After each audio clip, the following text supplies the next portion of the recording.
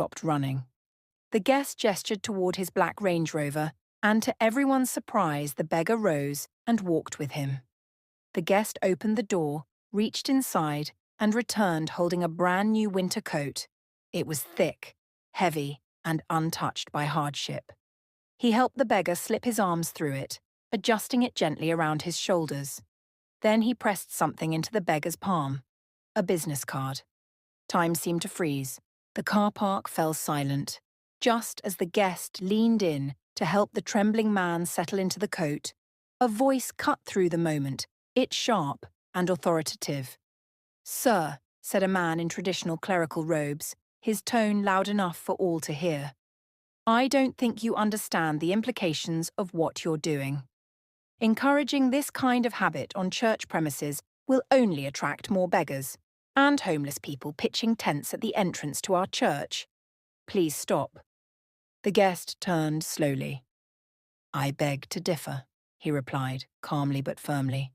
"This is a church. Jesus had compassion for the poor and the needy. This man here, James Brennan Carrington, needs kindness. He said he'd been coming to this church for nearly a year now, but never allowed into the church." A murmur rippled through the crowd. "And," the guest continued gently, "I've just discovered he's an old alumni of the same university I finished from. An alumnus. He graduated just 4 years after I did." At the sound of the name, the vicar stiffened. The colour drained from his face. His hands began to shake. Then, without warning, he broke down on his knees and crouched on the ground in tears. His church members immediately gathered around him, stunned, confused, and wondering why their vicar was in tears. Then Vicar stood up. Tears spilled freely as he stepped forward, pulling the homeless man into his arms. The crowd watched in stunned silence as the truth surfaced, raw and undeniable. James Brennan Carrington was not just a homeless beggar. He was the vicar's twin brother. He'd gone to Iraq and Afghanistan after his uni and returned after the wars, before he became homeless.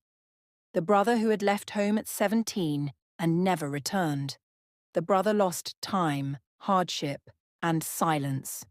The brother whose absence had shaped sermons, doctrines, and an unyielding stance against giving to beggars, without the vicar ever knowing that the very message he preached had been condemning his own flesh and blood.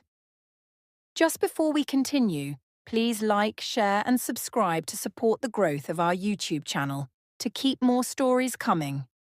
Do remember to share our link on